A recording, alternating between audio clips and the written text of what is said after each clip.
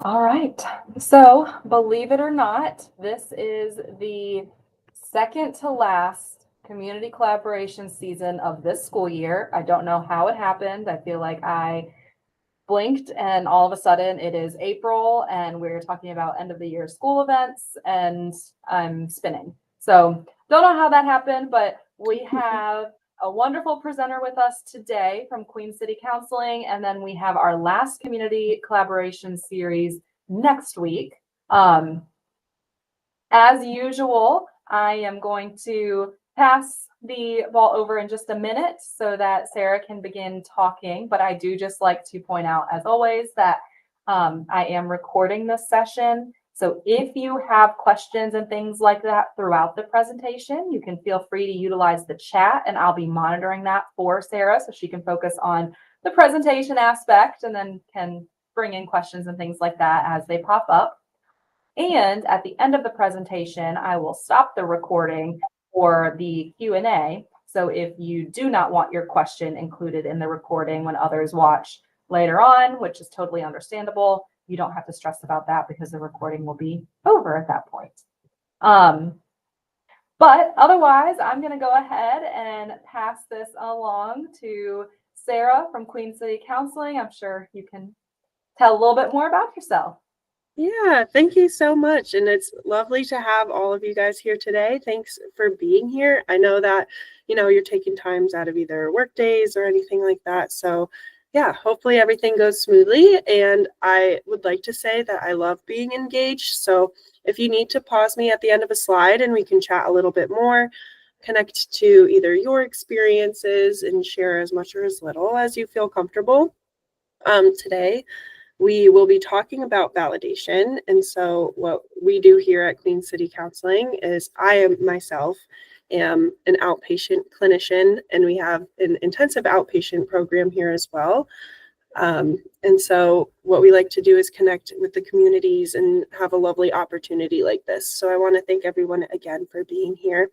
So validation, we're going to be talking about what exactly it is and how we can validate our kids' emotions, even though we don't understand them or maybe sometimes not even agree with them. And so, yeah, that can be a lot when we're trying to validate our kids' emotions when we can't necessarily understand why things are popping up for them or how things are impacting them. So just kind of want to hear a little bit about you guys and like the people here that I'm talking at. So I'd love to hear a little bit about, what brings you in here today. Do you have any experiences where you'd like to learn more about it? Yeah, I know that you're taking time out of your day. And so I can't see y'all. So if I could have a little help and anyone who's sharing, or if you want to drop it in the chat, that would be great. So I can start off by saying these are currently actively joining us right now. Now, I did get a few people who registered and said that they weren't going to be able to make it any longer and asked for the link to the recording. But those that are joining us today are all current parents of John Crosland School students. Perfect. And they And are so, both lower school students also. yeah, what age ranges are we kind of working with here? So we have well, Claire, if you want to unmute, I don't want to speak for you guys. No, you're fine. I was just getting in the car. That's why I didn't have my camera on. I have a kindergarten son that's at John Crosland. And I've done all of the community collaborations just because I feel like there's so much to learn. But our son has autism, ADHD, and a PDA profile. So just lots of emotions and just kind of trying to figure out how to navigate everything. Yeah, absolutely. Especially when, not only is he feeling all of these big emotions, but I'm sure when you have experiences that, having even your own feelings can come up and how do I care for someone when, I'm trying to regulate myself. And so that's awesome. That it's a great, presentation to be in so we can chat about that a little bit more. Thank you. Thank Is there anyone you. else to share? So we have the older version of that, 4th grade, with very similar things that she just shared. And I come from the background of a special education teacher, so trying to adapt what I've learned in those trainings and trying to implement stuff at home. And still, this is a whole new world when it's all day, every day in your home setting versus a shorter period of time and those types of things. And just everything we can do to set up our child for success, and that there's nothing wrong or broken or anything like that, and trying to understand him and his point of view by also changing what we do to help feel safe is kind of why I come to some of these things. So I know it's not just, it's a wraparound service of everything. So that's where I'm coming from for joining. Yeah, no, thank you. That's awesome as well. Like having different levels of experience, having kindergarten and then fourth grade and having a background is also incredibly helpful as well. But understanding that, you know, we might not necessarily get a break, especially with kids that are dealing with any type of diagnosis, whether it's mental health or, you know, on the spectrum or whatever, you know, may be presenting for your child. It's really great that, you know, you guys are all here and supporting.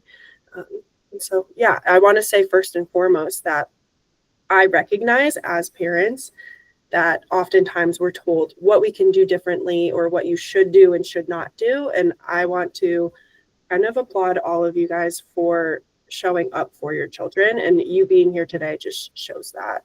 And it shows the willingness and wanting to be present in the best versions of yourselves. And I really want to, you know, show you your flowers here. So thank you for sharing that. Is there anyone else, or am I okay to keep on going? Yeah, it's just me, but we talked about my son because Mary Ashley is his mom. So Yeah. Okay. I'm sorry I didn't catch the last part of it, and I don't know if you cut out.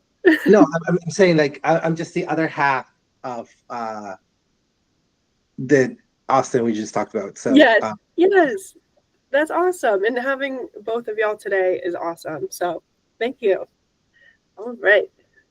So some of the 4 key concepts that we're going to be talking about today, validation as a whole helps us know they are important, right, and worth listening to and understanding. And I think that is the most important part, is that feeling from the child's perspective, is that worthiness of being heard, right? And you might not necessarily have the answers, right? But you are showing that you're willing to understand, right? And so connect versus teach or fix.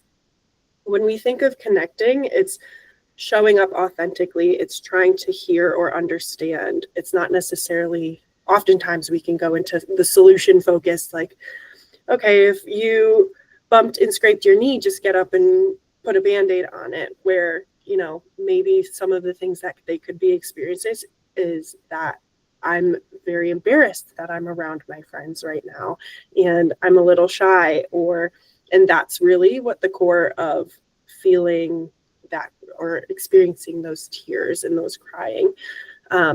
If your child does not feel heard or understood, they could use behavior and emotions to get you to pay attention. So I don't know if any of your kiddos are in your experience, you know, when maybe they don't understand themselves what's going on, they can definitely have an outburst, or they can quote unquote act out in a way to get you to hear them. And oftentimes we do that as adults too, right? We can recognize that in times of feeling very misunderstood, our presenting behavior does not necessarily reflect what we could be dealing with internally. Accepting feelings does not mean agreeing or approving of behavior. So I think that's a really big one, and something that parents themselves can kind of hold on to and kind of have this internal battle, right? Like, if we're being realistic, sometimes when we think that hearing and understanding the feelings that are going on for them means that, yeah, you throwing a paper towel roll at me because you were upset means that, like, everything's okay just because I know that you were upset. Not necessarily. We can definitely balance the two and understand that I hear that you are very angry, or I hear that you're very upset that we aren't able to watch the movie all the way through tonight. And however, this behavior is not how we're able to express those emotions appropriately. And then sharing past experiences could be testing the water. And so this one's a really interesting one to me. When we talk about testing the water, right, we have to kind of read our children, right? You guys live with them every day, you know them the best.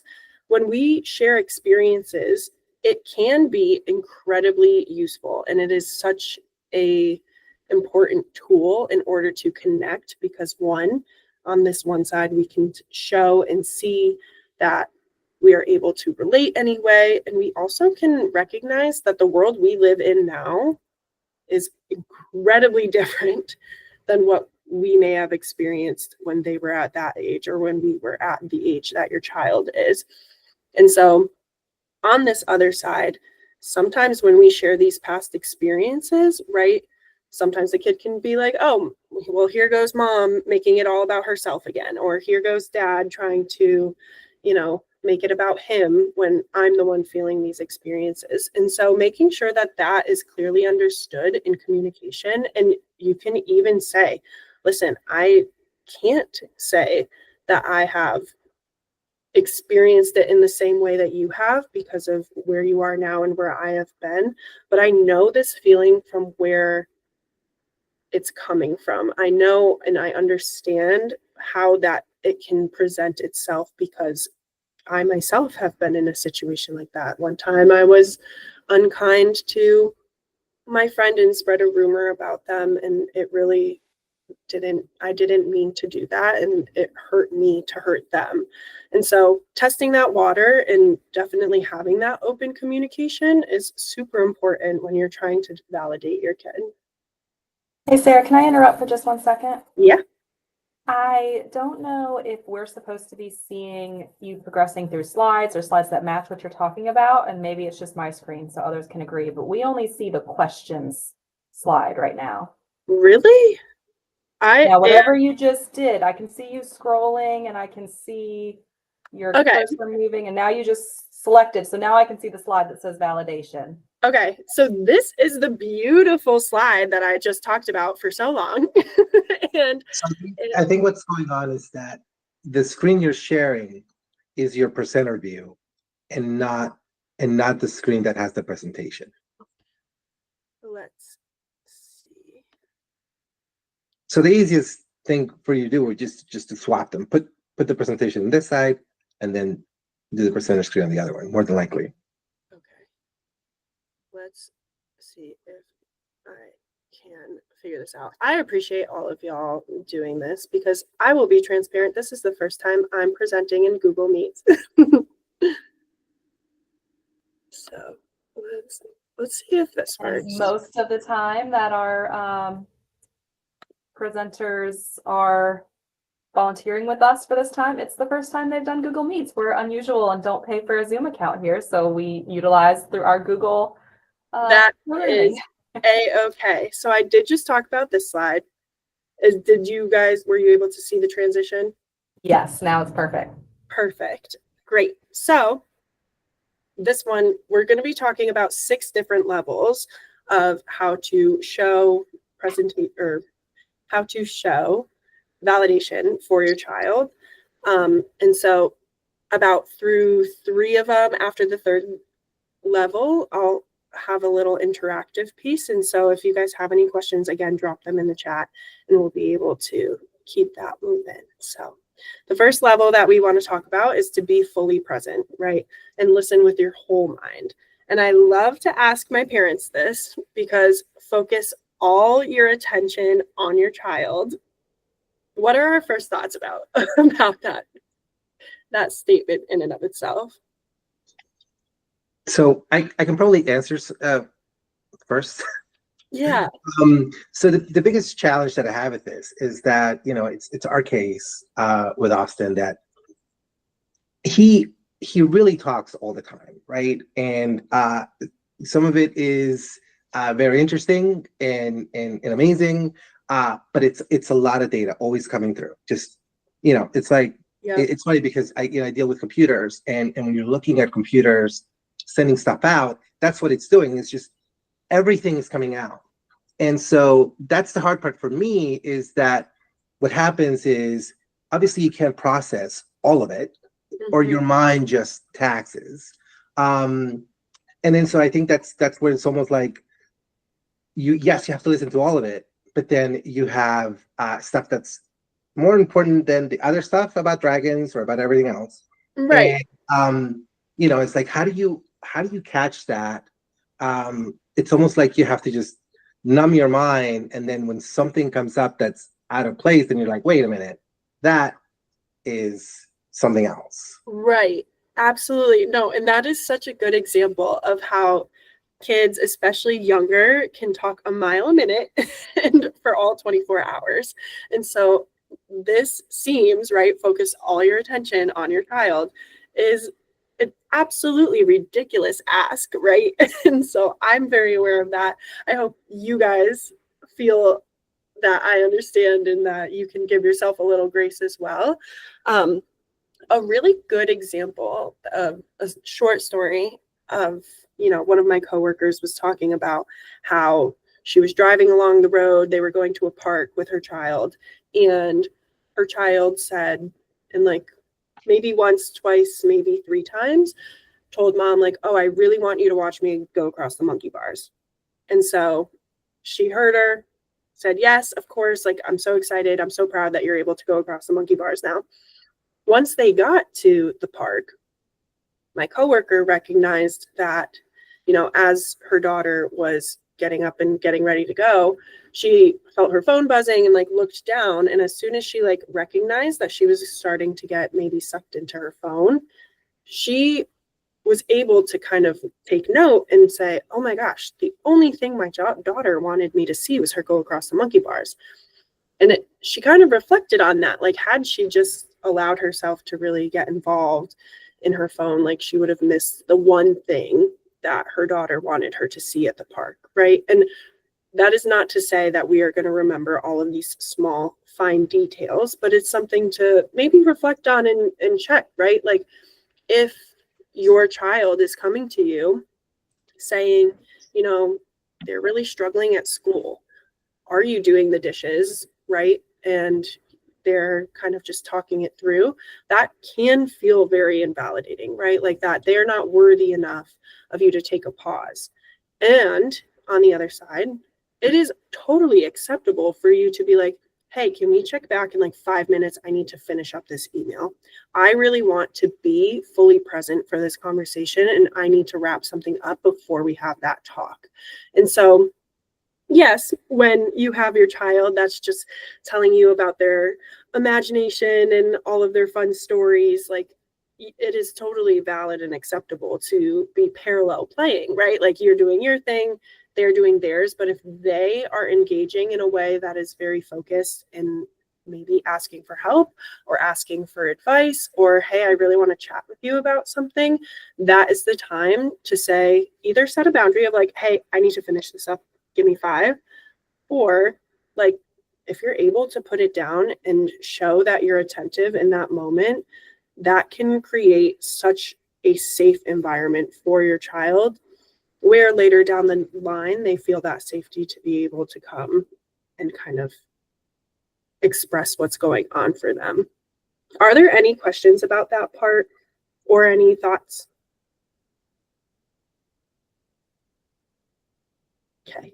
So on this left side, this graphic image we have our rational mind and our emotional mind, right? And so quite literally, we have 2 parts in our brain where we have this logic side where you're very analytical, you're able to assess data and fulfill the logic side, right? Where we can rationalize.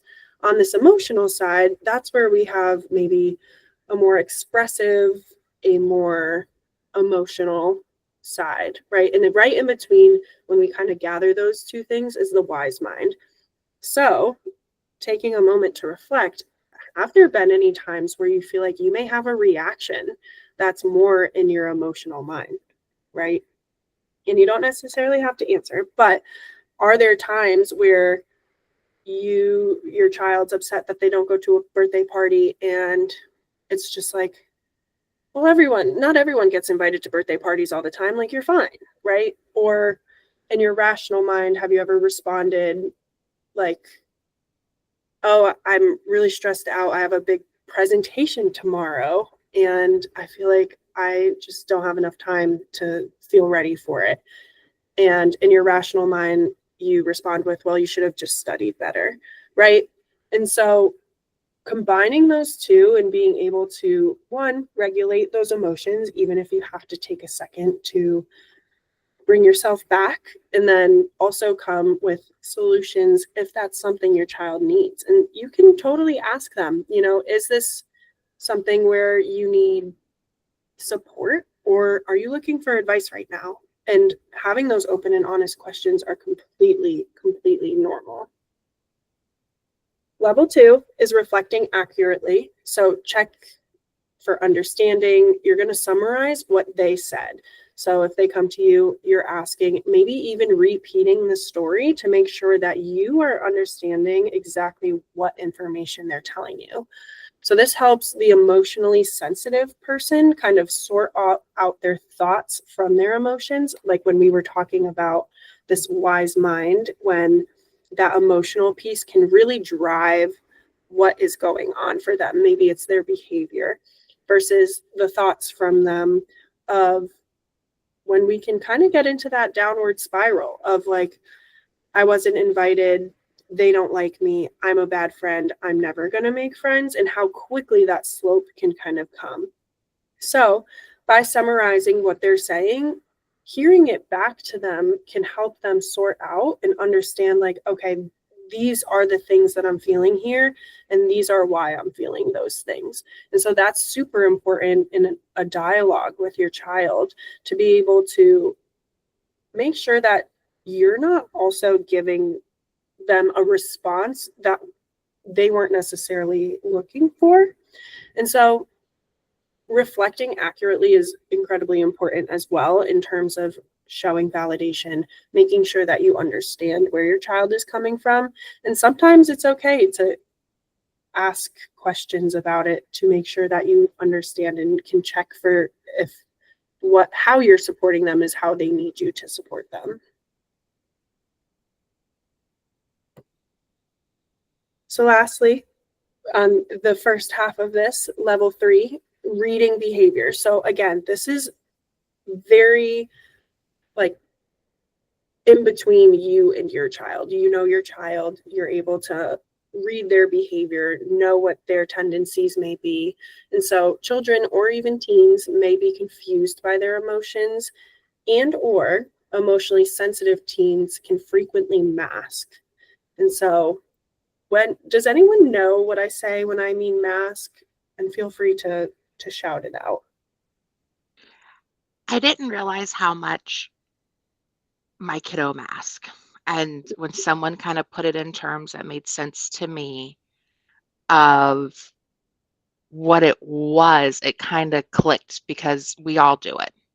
We may not know that we're doing it, but they're doing it. And so it's which side of him are you going to get in which area and what's going on there. And so I think I have a good idea, but maybe I don't.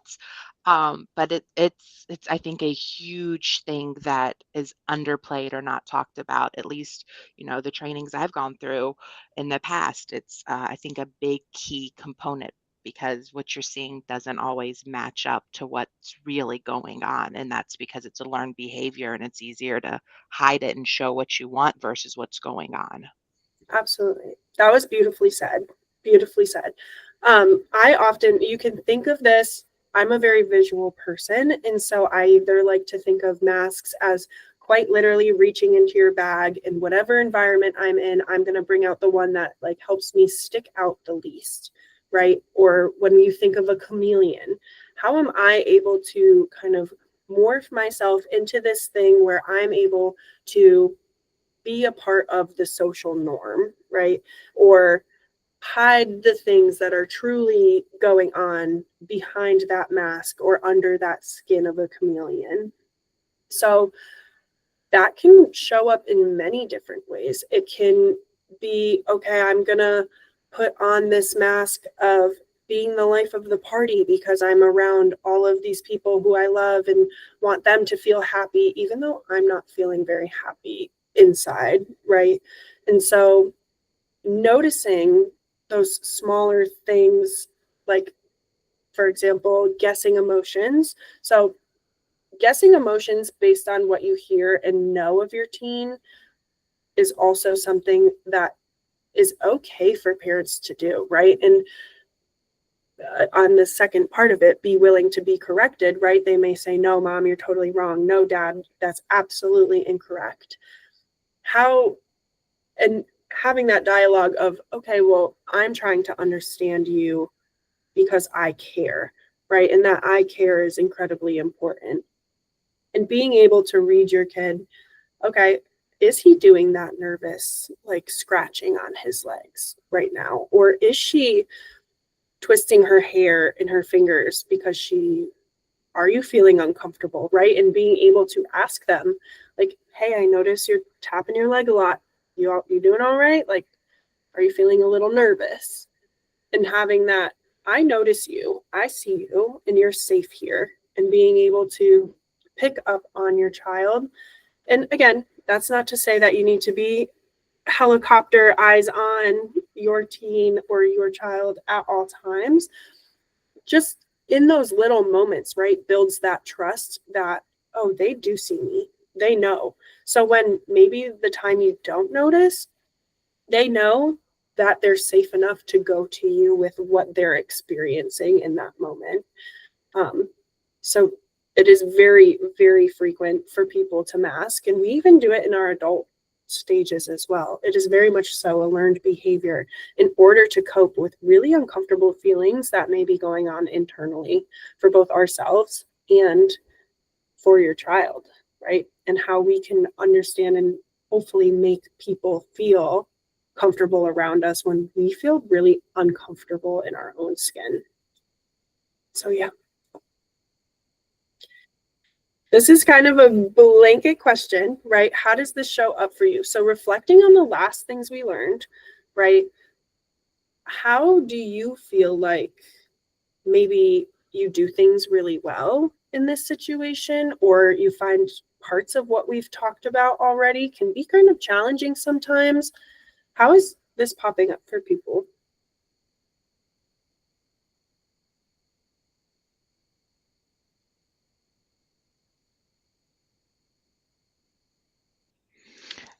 So on the flip side for me, I think that in situations that are more or less stressful or less face to face, driving in the car, getting ready for bed is where the unmasking really happens, and where we have those big, deep conversations where I may not always be prepared. I've gotten better over the years, picking up on some of those little picking the fingers more or the lips, and something's going on, tapping a little more, the voice getting faster, higher, or less pauses. Um, which means something different than when we're not talking and we're paying attention to everything else. And it's almost like you need a master's in your own child, because I'm picking up sometimes also in things that are almost like a cycle, some of the emotions that I'm seeing now that have happened before, and I didn't pick up the pattern of it. And so there's just like a lot of reflecting, which can also be exhausting because I feel like I'm expecting to be like a magic person. I've got to be able to anticipate the needs so I can be, you know, active for when you need it, but then also reflect that I do that right, because there's times that I just blow it up, like I didn't help the situation. And so it's just a growing process that's not easy. There's not a handbook, and what it is for us is different than what it would be for Claire, and what it's for me is different than what it is for my husband, because I feel like, at least with my kiddo, everybody gets a different side of him. So how that happens is different than how you'll react, because that's what he's showing you. 100%. And you again said it beautifully, how there isn't a handbook. There's not a guidebook. All the therapists in the world can give you presentations on how to best do this, or you should have done that. And I think that it is very individualized, right? And you may have 100% a different experience than your husband may have versus what their teachers see and experience versus what maybe their therapist sees if they go. And so giving yourself grace, and I say this for all of the parents that are here today and all of the people that are caregivers or involved with children, giving yourself grace and recognizing again that you are human too, right? And you have reactions to things and actions to things, and recognizing that the idea of validation is also being a little vulnerable with them too, right? Like, if you do reflect upon an instance where maybe you feel a little guilt or a little embarrassed or whatever might be popping up for you, like being a human and recognizing, hey, like I want to own my side of this too. And again, having that open dialogue and showing that vulnerability is able to insert more of that trust, which is arguably more valuable than the reaction or the action that you initially had, right? And so I think that's a really great point of how do I act with my child or this person versus how do I get to see my husband react with this person, and naming that, right? And naming that for your child, like, hey, I see you like are really able to connect with dad, and you guys seem like you can go and talk to him. That is great. That's wonderful. I'm curious, is there anything I can do that dad does to help that maybe we can have that relationship as well? And being curious, right? And being curious about how to show up and what their expectations of you are. And that will be able to clear that path a little bit more. And that might change over time as well. What you do for your kindergartner might be different than what you do for your fourth grader, and might be different from what you do with your teenager. And that checking in expectations, like, what do you expect of me when you're going through a hard time? What are the ways that you feel like you need support? And I'm sure many of you know the I don't know. Lots of kids come up, well, I don't know. And that's where that like guessing emotions or checking for understanding can be really valuable and useful in that dialogue. So literally naming, listen, I don't want to assume what you're feeling, but I'm going to ask if like any of the things I say kind of line up with what's going on for you right now, and then kind of go from there. Does that kind of make sense? Yeah. Cool. Does anyone else have anything that they want to share, like how this shows up for you, maybe in your household or in the school, or how maybe, yeah, you felt like, okay, I can show up in this way, but this way feels hard. So I have a 5-year-old who has big emotions, big reactions. And I think in this aspect, something that shouldn't matter but comes up in my life is others. So like my husband and I, like at the very beginning, you said the phrasing of like, I recognize and I understand that you're mad and that's okay, but you can't do this behavior, just like that kind of validation, but setting the boundary. I find it hard sometimes to do that, knowing that there are those outside voices. There's the grandparents who are like, just punish them. Just like, what do you mean? You're just letting them do whatever. They can't do that. Or just all of those things that at the end of the day, you know, we're trying to do our best. But like Mary Ashley said, you know, we're just doing the best we can. And it's hard not to let some of those voices and opinions trickle in and make you doubt what you're doing.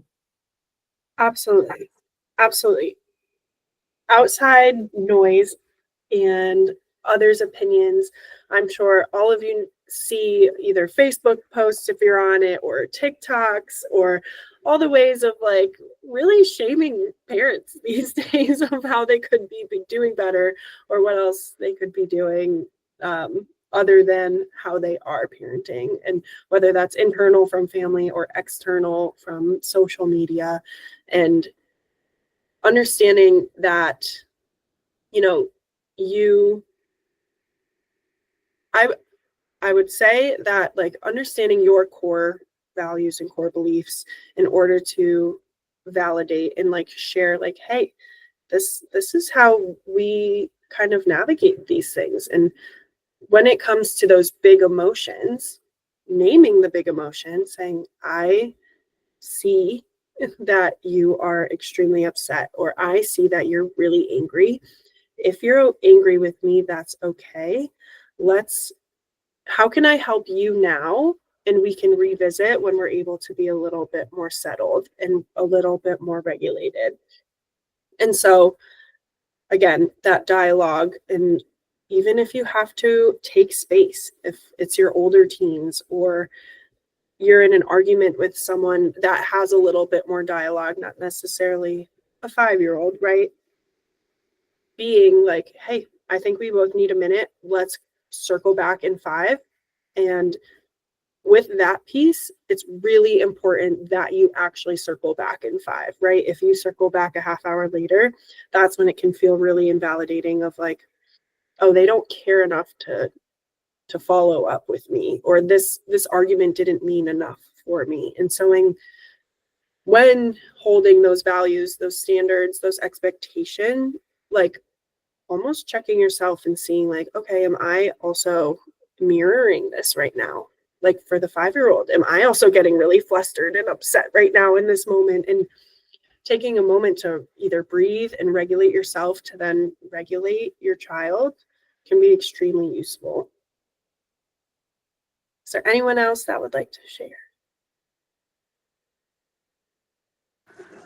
I feel like a lot of the stuff that I would say has kind of already been said, but I feel like kind of where I struggle is the being fully present. We're just kind of at a hard stage. Sam's our oldest of 3 boys, and the PDA behaviors come out a lot at home, not really at school. He masks it a lot at school, and so we kind of get the brunt of it at home. And a lot of the behaviors are, on his younger brothers. And so kind of dealing with that, but also trying to validate Sam's feelings, because we're trying to understand the PDA profile, and we know that a lot of it's out of his control, but kind of that fine line of, okay, we understand that you're feeling all these emotions and you can't really control it right now. And your nervous system, everything's going on. But at the same time, you're, that fine line of discipline versus recognizing the things that are out of his control. And then also dealing with the other children who might be hurt because of Sam. And just, I don't know, it's hard to find the time to really fully be present when Sam needs it. Right. So that's kind of where I know I need to grow. Yeah, and reflecting and like seeing where maybe there's gaps, or like places that we wish we could be better. Like you guys are all doing a phenomenal job. The fact that you are here, right, even shows that you are present in a lot of ways. And just because that one time at 2:30 in the afternoon you weren't able to like get out of that meeting to show up and be present in that moment, like allowing yourself like the kind self-talk of like, I'm doing okay right now. Like we are doing our best, and that's what matters. And in no way will I ever tell y'all how to parent or how to discipline or what is best for you and your family.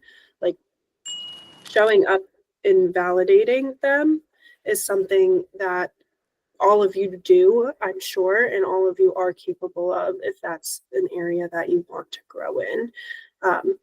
So yeah, thank you for sharing. So And then if I can add yeah, in one other thing that goes with like the validation where I struggle is we can perseverate on the negatives of the bad Mhm. things that are happening. So to validate that that is your experience of something that happened because that is your feeling, but moving on past that of just because one bad thing happened doesn't mean the whole thing was horrible and sucked. Mhm. And so that's a thing where I struggle because then it's like, well, we did all of this and now we're only focusing on this one negative piece. Yeah, yes, that happened, but not letting it overshadow. So trying to find that balance because I need to hear you and acknowledge you, but I can't tell you you're wrong because they're your feelings. And so that's the balance that I struggle with, I think, the most with the validating the feelings and experiences. Yeah, absolutely. I'm sure that we can all think of a time where, like, the day itself was a pretty great day, but you stumbled in this spot, and that is like the only thing. I think there's a story about Einstein when he was in front of a entire class, like he was a professor in front of an entire class, and he wrote like 1 times 9, 2 times 9, 3 times 9, that whole story all the way through 12. And he purposely made the mistake of 9 times 9 and said it was like 79. All of a sudden, all the kids start laughing, start joking, and making fun of him and saying, like, oh, you got that one wrong, you got that one wrong, right? And acknowledging the moral of the story is that he got 13 of the math problems correct, but everyone noticed the one thing that was wrong, right? And that was the only thing that they could pay attention to, was to criticize rather than celebrate the 12 other math problems he got correct.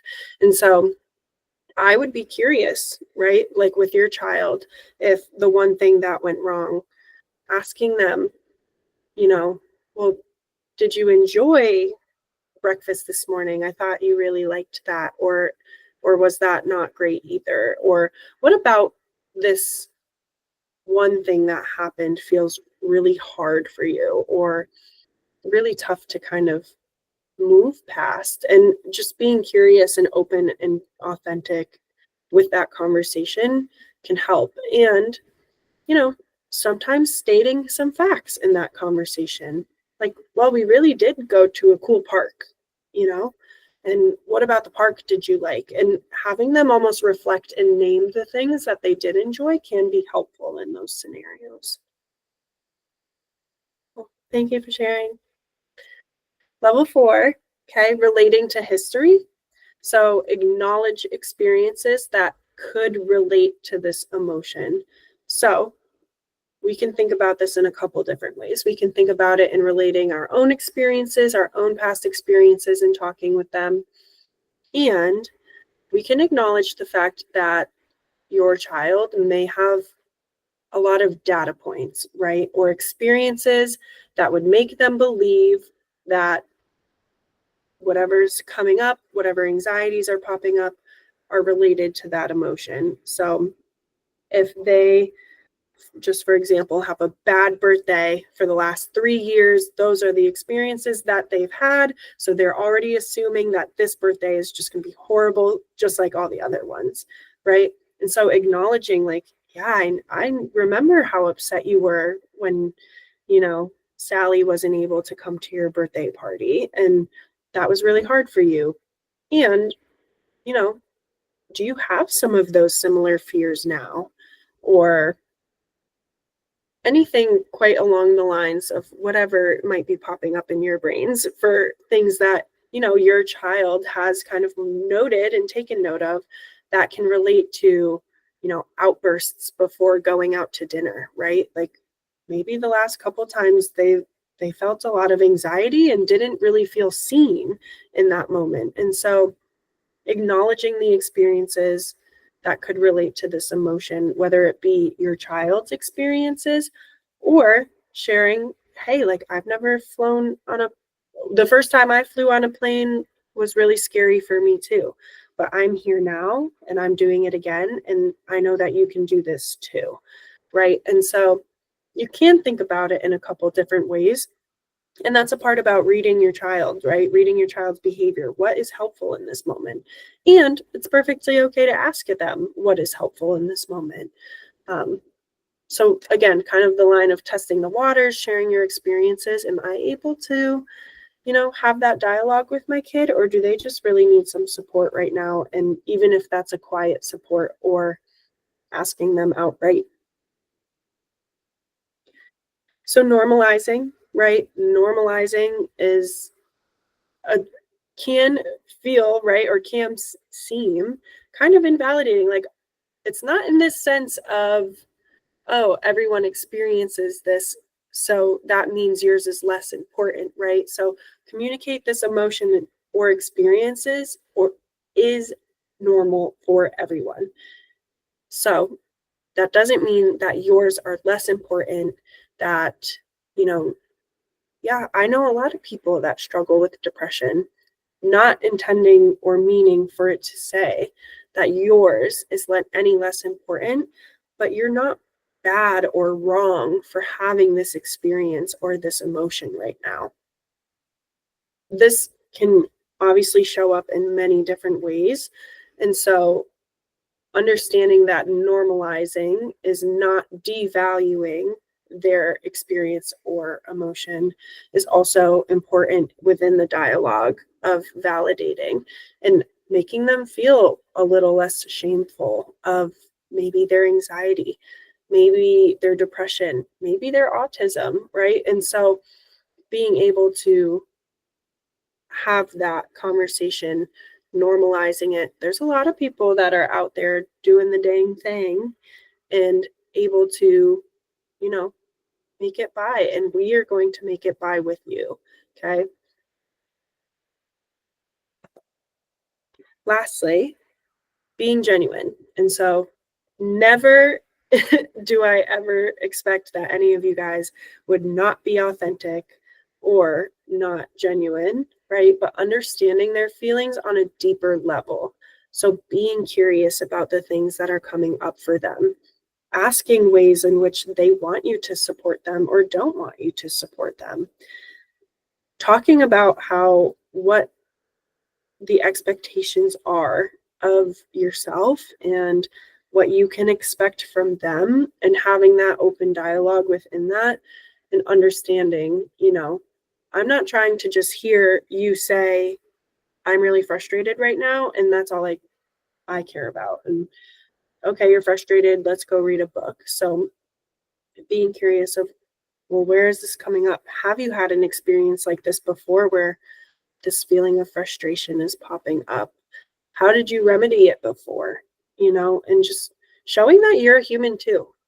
I think we've all mutually had the experience where we saw loved ones or caregivers that were authority figures in our life, and they could do no wrong, right? And as we've gotten older, the more human these caregivers became, or the more human your loved ones have became, whether it's parents, grandparents, family members, or not family members.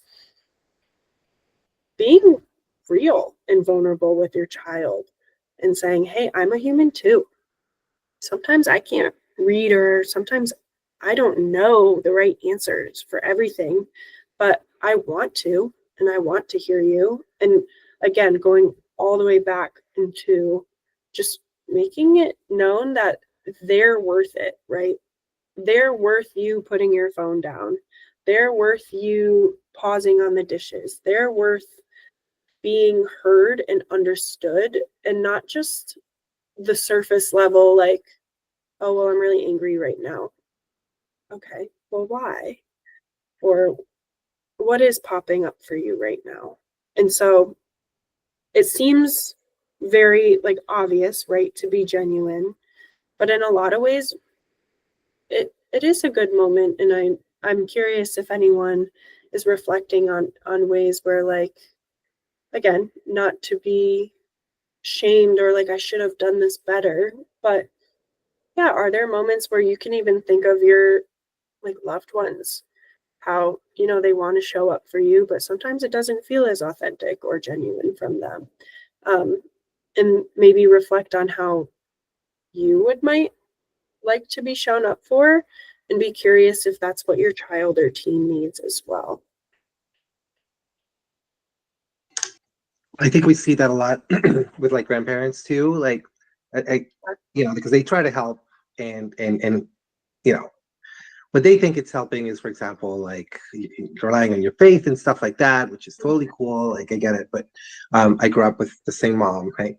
But like that doesn't feel helpful at the Yeah. time, Yeah, absolutely. And sometimes in that moment, it's not helpful, right? Like we can be very real about that. Like you can recognize, like, with all of the purest intentions in the world, is someone trying to help you. And it's not hitting like it's supposed to, right? And it's not feeling like, oh, I'm going to walk out and feel okay. And I think that is super important to have that conversation with your child as well, of the expectation that, you are here and you are here to support them and love them and be there however they need you to.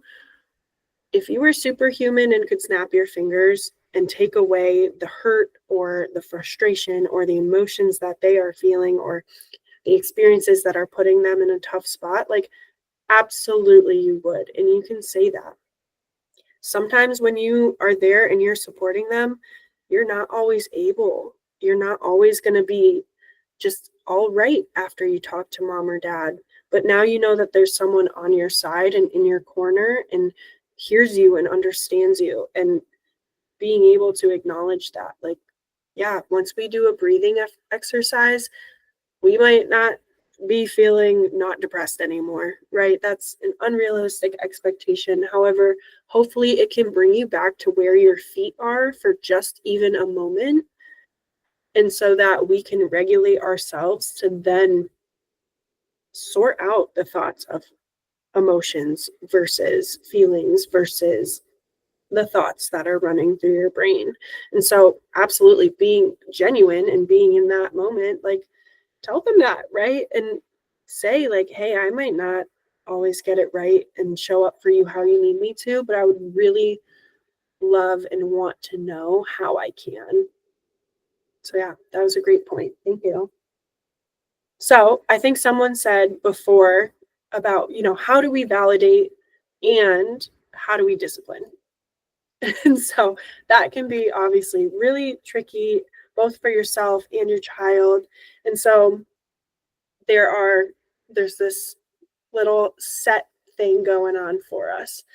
We have support, empathy, and truth. And hopefully like this will be able to sort out the thoughts of how can I be there, validate my kid, and yeah, let's be real, his or her behavior is not appropriate right now, right?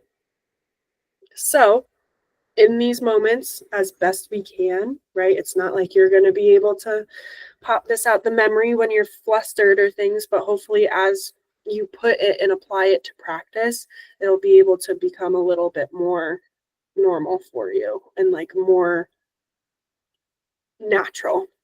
So support, convey concern and intention to help, right? I understand you were hoping to watch the end of the game, right? So that in and of itself, like I hear you, I see you, you're frustrated and naming what they're frustrated about. I see that. Empathy, identify the feelings and normalize. So when we're normalizing again, right, we aren't devaluing what they're feeling, but we're seeing like, yeah, that is something that people would naturally feel when they're told that they can't watch the end of the game anymore. So I see you're disappointed. There isn't time to watch the whole game. So identifying those facts, right? There's not enough time to watch the whole game, but I see you're disappointed in that. And that is a completely normal thing to feel. I'm kind of disappointed too. I wish the game started earlier. And lastly, truth, right? So S, support, and E, empathy, keep us in this calm, rational state. We're able to identify the facts. We're able to identify the feelings that are popping up for them. And then we come with truth. So it's time to stop watching the game. It's bedtime. We'll check the score in the morning and watch the highlights. So whenever possible, include an alternative solution. So those are the three, right? Like identifying and supporting. I understand you were hoping to watch the end of the game. being empathetic. I see you're disappointed. There isn't time to watch the whole game. And then lastly, stating the facts. I'm sorry that it didn't start earlier tonight. And hopefully next time they won't start at 7 p.m., right? And lastly, that alternative solution of we'll check the score in the morning, or we'll record it and we'll watch the game together and maybe come up with a compromise. Like once you get home from school, instead of just starting your homework, we can totally watch the end of the game and then finish homework after. So whatever is setting limits within your family and works best for y'all, like that is important and able to recognize. And there might be some trial and error in that. All right, I see that I literally went up to the last final minute. So if anyone has any questions, I'd love to hear and answer them as quickly as possible.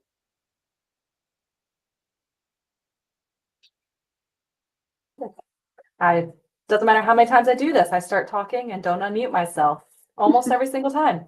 I first want to thank you so much for all of that. I mean, I think not only did you give a wonderful presentation on how we can validate our children's feelings, but you validated ours a lot through that. So thank you. I'm going to stop the recording. So if anybody does want to ask maybe a more personal question or something they didn't want in the recording, you'll have that opportunity. But thank you so much.